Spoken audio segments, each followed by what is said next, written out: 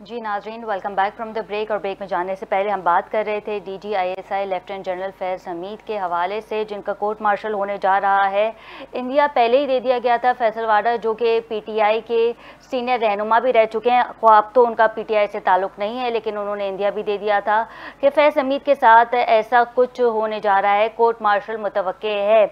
क्या फैज़ हमीद की involvement PTI से ज़्यादा थी और इस्टेब्लिशमेंट पाकिस्तान तहरीक इंसाफ से कुछ खासी खुश नज़र नहीं आती, जिसके बाद हमने देखा है कि इस्टेब्लिशमेंट की ताबड़तोड़ कार्रवाइयाँ जो हैं वो जारी हैं। टेलीफोन लाइन पे हमें ज्वाइन किया है नईम कुरैशी साहब ने, सीनियर एनालिस्ट हैं। सबसे पहले तो बहुत शुक्रिया नईम साहब आपके वक्त का।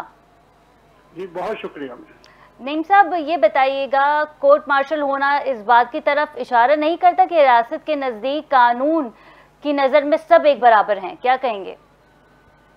बिल्कुल ठीक है, एक हद तक आप इस बात को कह सकती हैं, और ये बड़ा अहम वाक़या है इस एतबार से कि कभी मुख्तलिफ मौक़ों पे फौजी अफसरान को उनके अपने इंटरनल डिसिप्लिन की बुनियाद पे सजाएं भी दी गई हैं, उनके कोर्ट मार्शल भी किए गए हैं, लेकिन ये पहली मर्तबा है कि इस लेवल पे एक लेफ्टिनेंट जनरल को इस बुनियाद पर जो है उन्हें गिरफ्तार किया गया है कि एक सिविलियन ने उनके खिलाफ शिकायत की थी, उनकी हाउसिंग सोसाइटी पे नाजायज कब्जे के हवाले से सुप्रीम कोर्ट में उन्होंने पिटीशन फाइल की थी, और सुप्रीम कोर्ट में ये तय हुआ था, सुप्रीम कोर्ट ने ये फैसला किया था और वजारत दिफा से कहा था कि जनरल फैज हमीद के खिलाफ जो है वो तहकीकात की जाएं, जो कि 4 माह तक जो है DGISPR के रास्ते के मुताबिक 4 माह तक जारी रही।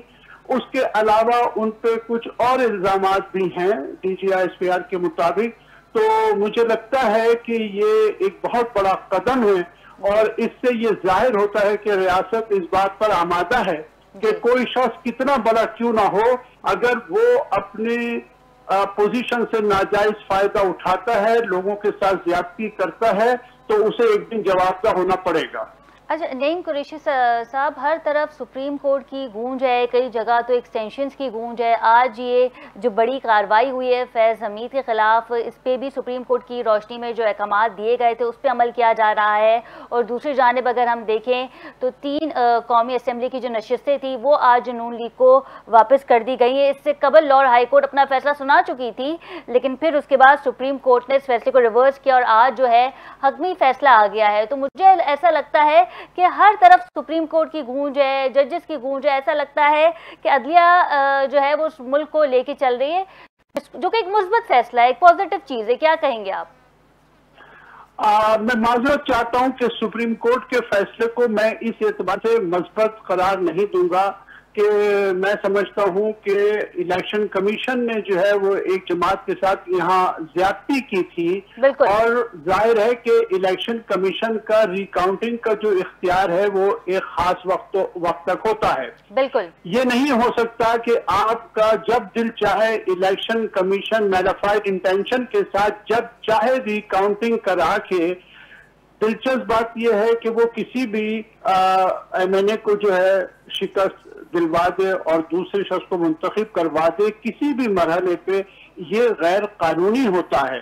आप देखिए कि जितने लोगों ने पिटीशन फाइल की वो सभी लोग कामयाब करार दे दिए गए। इस लिहाज से मुझे लगता है कि सुप्रीम कोर्ट का ये फैसला जो है ये एक सियासी जमात के लिए नुकसानदा होगा, उनके साथ ये ज्यादती होगी। ये फैसला बिल्कुल उसी तरह का फैसला है जैसा 13 जनवरी को बल्ले के हवाले से सुप्रीम कोर्ट ने फैसला किया था, और पाकिस्तान के अवाम के जज्बात जो हैं उसके खिलाफ वो फैसला था, वो आईन और कानून के खिलाफ फैसला था, जिसका फुल बेंच में इकरार भी किया गया। खुद काजी फायद ईसा साहब ने कहा कि हमारे फैसले को इलेक्शन कमीशन ने गलत इंटरप्रीट किया है। मुझे लगता है कि ये फैसला भी ऐसा ही फैसला है, ये जमहूरियत कुछ फैसला है मेरी नजर में। अच्छा नईम साहब, ऐसा तो नहीं कि जब चीफ जस्टिस साहब फैसला करते हैं, जब जज साहिबान फैसला करते हैं और बल्ले का निशान ले लिया गया था, मैं उस वक्त की बात कर रही हूँ जब कहा था कि PTI का जो निशान है वो बल्ला नहीं होगा, और फिर हम आलू, गोभी, भिंडी, बैगन और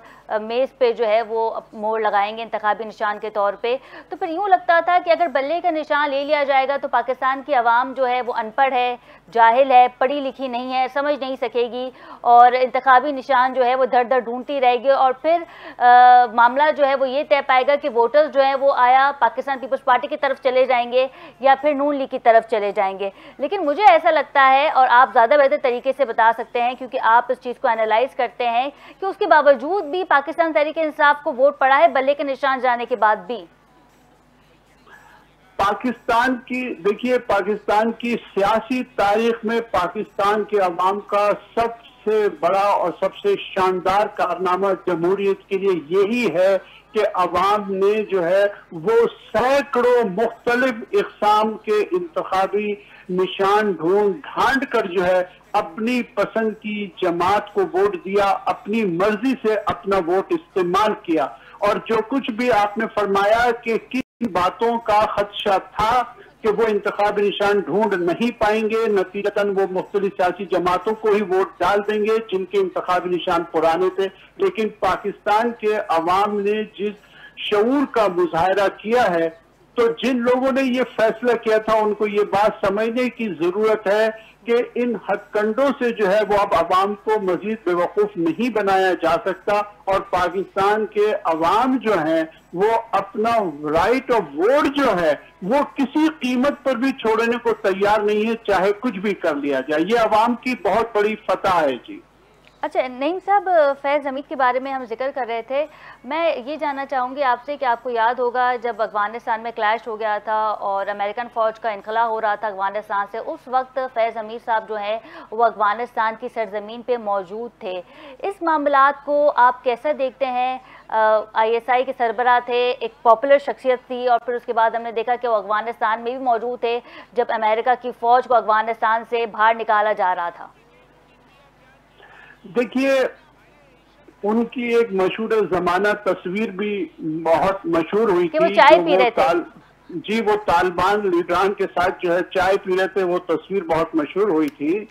اور لیکن دیکھیے بات یہ ہے, یہ ایک بڑا اہم مرحلہ ہے, اور اس مرحلے پہ جو طاقتور شخصیات ہیں, وہ لوگ جو بڑے عہدوں پر بیٹھے ہوئے ہیں, ان کو یہ سمجھنے کی ضرورت ہے کہ جس ادارے میں آپ بیٹھے ہوئے ہیں, جو ذمہ داری آپ کو دی گئی ہے, اگر آپ وہ ذمہ داری احسن طریقے سے پوری کرتے ہیں تو پورا پاکستان کے عوام آپ سے محبت بھی کرتے ہیں اور آپ کی عزت بھی کرتے ہیں. لیکن اگر آپ اپنے عہدوں کی موجودگی میں اپنے عہدوں سے اپنی طاقت کا غلط استعمال کریں, اپنے عہدوں سے ناجائز فائدہ اٹھائیں, غیر ضروری چیزوں میں ملوث ہوں, تو پھر اس کا انجام جو ہے وہ بالآخر یہی ہوتا ہے, جلد یا بدیر. جب تک وہ D G I S I کی حیثیت سے وہاں موجود تھے تو ان کی خدمات کو بہت سراہا جاتا تھا, اور پاکستان کے عوام طالبان کے حوالے سے, افغانستان کے عمران خان صاحب سے بھی خوشگوار تعلقات تھے. کیا کہیں گے آپ نعیم صاحب؟ بے شک بہت ایک وقت ایسا تھا کہ وہ بالکل ظاہر ہے کہ D G I S I تھے, بہت اہم عہدہ ان کے پاس تھا, اور وہ عمران صاحب سے ہمیشہ سے بہت قریب سمجھے جاتے ہیں. حتیٰ کہ یہاں تک کہا گیا کہ وہ انہیں آرمی چیف بنانا چاہتے تھے, حالانکہ عمران صاحب کئی مرحلوں پہ کئی موقعوں پہ اس بات کی تردید بھی کرتے رہے, لیکن وہ ہمیشہ بہت قریب سمجھے جاتے تھے عمران صاحب کے اور پی ٹی آئی کے. لیکن موجودہ حالات میں جو ہے ان کی گرفتاری سے میں سمجھتا ہوں کہ پی ٹی آئی کو کوئی نقصان پہنچنے والا نہیں ہے. بالکل بالکل, بہت شکریہ نعیم قریشی صاحب آپ کے وقت کا. جی نعیم صاحب ہمیں یہ بتا رہے تھے کہ پی ٹی آئی کو کوئی خاصا نقصان تو نہیں پہنچے گا فیض حمید سے, اور وہ پہنچنا بنتا بھی نہیں, کیونکہ عمران خان صاحب تو خود اڈیالہ جیل میں موجود ہیں, اور آج بھی سماعت ہوئی 190 ملین پاؤنڈ کی, لیکن تاحال اب تک کوئی حتمی فیصلہ جو ہے وہ نہیں سنایا گیا. فیض حمید کا کورٹ مارشل ہونا یہ تمام اہلکاروں کے لیے, اسٹیبلشمنٹ کے لیے ایک بہت بڑی بات ہے, اور تمام میڈیا نے جو ہے وہ آج اسے کور بھی کیا ہے. مثبت بات یہ ہے کہ اس کورٹ مارشل کو اس طرح بھی دیکھا جا رہا ہے کہ چاہے وہ اسٹیبلشمنٹ ہو, چاہے وہ سابق I S I chief who, police اہلکار ہو, ہمارے پولیٹیشنز ہوں, احتساب سب کے لیے ایک برابر ہے. اسی کے ساتھ پروگرام کا وقت ختم ہوا جاتا ہے. اپنی میزبان ختیجہ راٹھو کو اجازت دیجیے. اللہ نگہبان.